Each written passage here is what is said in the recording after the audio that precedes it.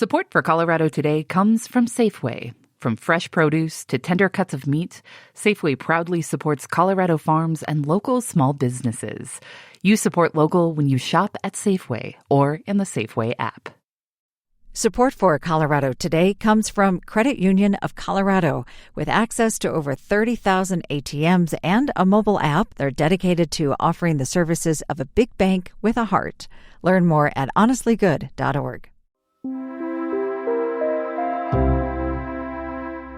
We have a reveal for you, the new name coming to Denver's 16th Street Mall. This is part of a $175 million remodel, a new look for the pedestrian walk with new restaurants, stores, and play spaces coming by the fall. The branding part of all of this cost about $100,000, and the name is, it's losing a word. The 16th Street Mall is now just 16th Street. I'm Bazi Kanani.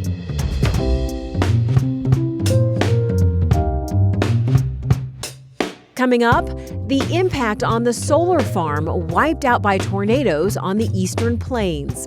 Then, 3 decades ago, a man was sent to prison for bombings because of a pair of wire cutters. It was one of the biggest criminal cases in Grand Junction history. Now, that piece of evidence is under scrutiny. Plus, heads up, your electricity rates will be going up in the evenings. It can be tough. Peak hours are when everyone's home. And those scooters you see littered on sidewalks, Denver is cracking down. It's Wednesday, May 21st. Here's the news in Colorado today. An update for you on the tornadoes that ripped through eastern Colorado on Sunday. In at least 2 of the 4 tornadoes, the winds blew more than 110 miles per hour. That's according to a new rating for the twisters of EF2 from the National Weather Service. Very few tornadoes in Colorado are rated this strongly. Also, that solar array we told you about on yesterday's episode, the power is owned by Core Electric Services. The energy goes to more than 375,000 people from Bennett to Castle Rock to Fairplay. Amber King is a communications manager for the company. We're working with the owner of that generating facility to understand the full extent of that damage, but ultimately, it won't impact reliability to our system, and we'll continue to work with them to understand the full implications of that damage. It won't impact reliability because the company says they have at least 6 other sources. An analysis by the National Renewable Energy Lab finds this is generally true in the industry, and that's a bit of good news as the world looks to embrace green energy. A grid with more renewables would probably have enough resources to back up limited damage to specific installations like the solar farm hit by a tornado this week. A man was sentenced to life in prison for a string of pipe bombings in the early 1990s. Now, he could be granted a new trial because of evidence that was discredited. Arlo talked with CPR's Tom Hess, who's been covering this story. Hey there, Tom. Hi. So, Tom, for those of us who don't know about this case, what do we need to know? So this goes back a few decades, but it was one of the biggest criminal cases in Grand Junction history. It was actually featured on an episode of Forensic Files. 3 bombings within a 2-mile area were more than a coincidence. But no one claimed responsibility, and no one in particular was targeted. Around 1989, a pipe bomb was found in Grand Junction. A couple years go by, and more pipe bombs show up, and these ones lead to injuries and even death. In 1991, a pipe bomb goes off under a car and kills a 12-year-old girl. Later that year, a man dies when he picks one up outside of a restaurant, and that sets off this big investigation. Police eventually arrest 28-year-old James Genrick.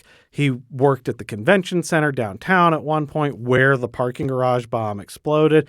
He goes on trial. It's a big trial. He's found guilty, and he's sentenced to life in prison. But all throughout, he's maintained his innocence. Genrick has been in prison for more than 30 years. Why is he just now getting a retrial? So this comes down to tool mark analysis, and what that is a big piece of evidence in this trial. Now, why it's up for debate is that a couple of years ago, the Innocence Project, they're a nonprofit who I'm sure you've heard of that tries to overturn wrongful convictions. They file an appeal on behalf of Genrich, and that's because there is new evidence out based on analysis by the National Academies of Sciences that says some of these forensic sciences do not hold up in court. And in that was a piece of evidence that was used at Genrich's trial. Here's a part of a Colorado Matters interview with Chris Fabricant from 2023. Fabricant was one of the attorneys working on Mr. Genrich's case for the Innocence Project. Mr. Genrich's case rose to the top because it rose and fell on really what amounted to 1/100th of an inch mark on a 2-millimeter piece of wire on a detonated bomb that forensic experts at trial claimed only Mr. Genrich's tool, a pair of knockoff wire cutters that were made in China, amongst all other wire cutters in the history of time, could have made this particular mark on this particular wire. And that's the only physical evidence connecting Mr. Genrich to the string of bombings. 1/100th of an inch. That is tiny. So basically, Genrich was sentenced to life in prison, not based on DNA, but on a pair of wire cutters? Yes and no. No, if you ask the district attorney, they still contend that there is other evidence apart from this that would convict James Genrich. But based on just the order for a new trial, you can see that there's some issues with that because essentially the judge decided there was so much weight on that tool mark analysis, which has since been tossed out, that it is reasonable to assume without any of that, a jury might not have convicted James Genrich. And Fabricant says this is sort of a trend in wrongful convictions based on decades of old forensic science that wasn't really science. It really wasn't until the advent of forensic DNA analysis, which demonstrated after it was used to overturn wrongful convictions. And it was shown that forensic sciences had played a part in at least half of all known wrongful convictions, which was astonishing, really, to everybody. So then where do things stand now? The most recent development is the Colorado Court of Appeals last week affirmed that Genrich should be granted this new trial.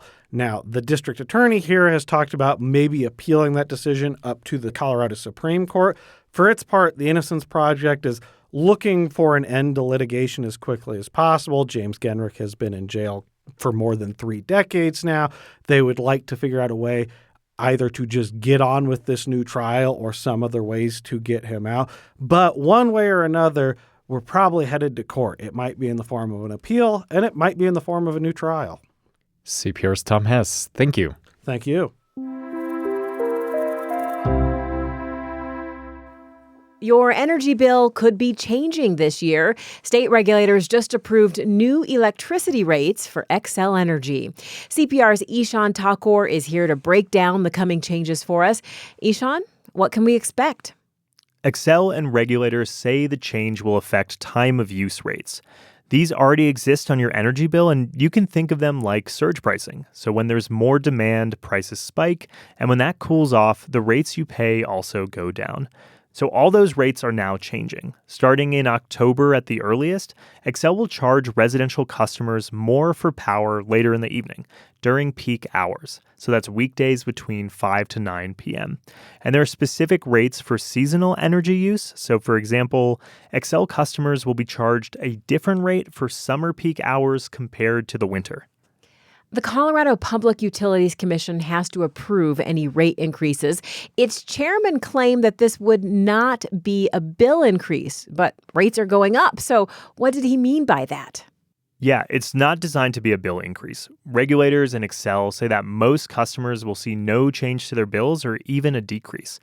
But consumer advocates and Xcel critics say it's not so cut and dry. Some customers are going to end up paying more, in particular for electricity used during on-peak hours in the winter. That rate is going up by nearly 40%. That sounds like a pretty steep increase during that time period. It is, yeah. But the rate for off-peak winter hours, that's going down by more than 10%. And that's the majority of hours in a year. Excel says that the off-peak rate cut will offset price hikes during peak hours. It's also worth noting that customers can totally opt out of this, but then they'd be paying a flat fee, and that could end up being more expensive than the new rate structure. What is Excel's rationale for these rate changes? Regulators made Excel do this, and they say that's to help better manage demand on Excel's grid. We're plugging in more things at home, and that means we're demanding more energy than ever before. Data centers and AI are also going to gobble up a lot of electricity. And Excel is planning to spend billions of dollars in the next 5 years to build new power lines and new power plants. This is basically Excel and regulators' way to encourage customers to use electricity when power is cheap and plentiful. So again, we won't see these rate changes until at least October. But as we plan ahead, what are the recommendations for adjusting? What can we do to keep our costs down? It can be tough. Peak hours are when everyone's home. If you have an electric vehicle or you're planning to run the dishwasher, you might want to start that earlier in the morning or wait until after 9 p.m. And in the future, something to keep an eye on is further discounts like rebates or even super off-peak hours. Those will be the cheapest prices. Ishan Thakur, thank you. Thanks, Bazi.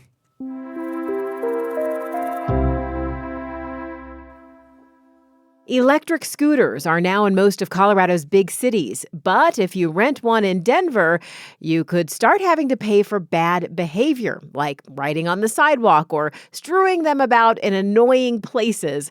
Denver has roughly 4,000 of these rentable scooters and e-bikes from companies like Lime and Bird, and the city council is changing the rules for how they can be used.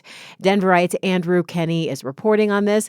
Andy, what is the problem the city's trying to solve here? Well, Bazi, millions of people have taken a ride on these scooters since they first appeared on city streets several years ago. I would guess that millions more have been annoyed, like me, by a scooter blowing past them mere feet away on the sidewalks, or, coming across a pile of these things that's just blocking your way as you try to get around. It is the worst. There are rules against that. You're not supposed to ride them on the sidewalk. You're not supposed to throw them in the creek or whatever. And yet they often go ignored. And so the city's slowly seeing more and more pressure, requests from the general public, and especially from disability advocates. Because imagine trying to get around the sidewalks if you're already using a wheelchair and, you come across that scooter blocking your way, you come across somebody buzzing past you. So the city and some council members have set out to try to solve that. So what's their plan? Okay, so right now under the current law, the old law, it's kind of on the city to punish bad behavior. The police have to see you doing something wrong on your scooter and then ticket you. It almost never happens. And so the city council has decided that starting in January, they're just going to be able to assess a fine to the scooter company itself. They'll be able to say Lime or Bird, maybe it's $100 you owe us now because one of your riders broke the rules.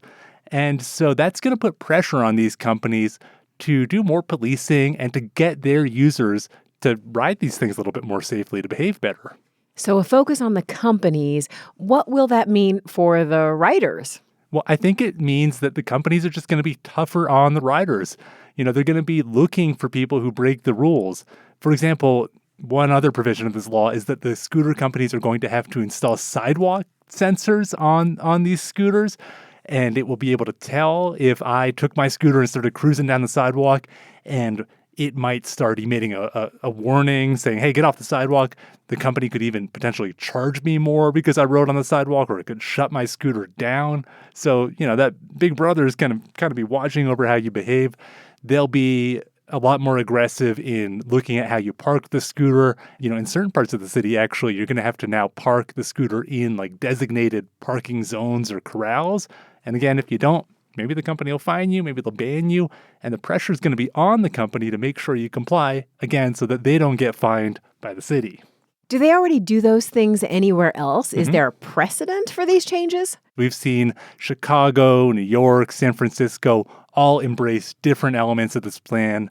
Denver is joining them now, and maybe what happens here will end up filtering out to some of our neighbors, Arvada or Aurora. Thanks, Andy. Thank you. Stay safe on the sidewalks out there. I'll try. Reporting for today's show also came from CPR's Sam Brash. If you heard something you like, tell a friend and tap the share button on your podcast app. Thanks for joining us. I'm Bazi Kanani. This is CPR News.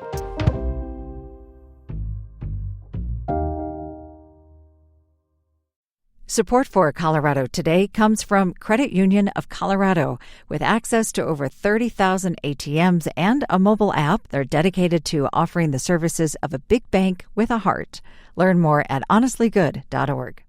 Support for Colorado Today comes from Safeway. Shop online and get $30 off your first online order when you use code SAVE30 at checkout. Get the same prices, deals, and rewards as in-store. Get started at Safeway.com or the Safeway app.